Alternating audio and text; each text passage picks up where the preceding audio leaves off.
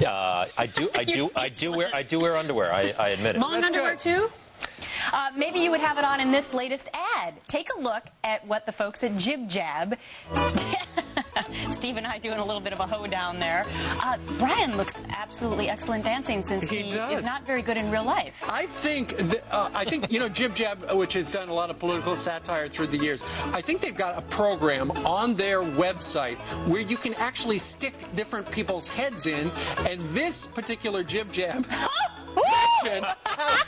what is the matter with you? I love that. And look at Allison in that puritanical dress. I mean, that's not the Allison I know. Look, that skirt's too long. So anyway, one of our viewers made that for our viewing pleasure. That's hysterical. I'd love to get a copy of that. You know, one of those that you just rack up at a party some night.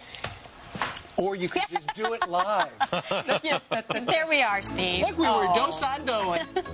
All right, very, very funny. That is funny. Thanks to the viewer who made that for us on this I like your Friday. pants. Chaps, I guess. Thank you. Yes, they are.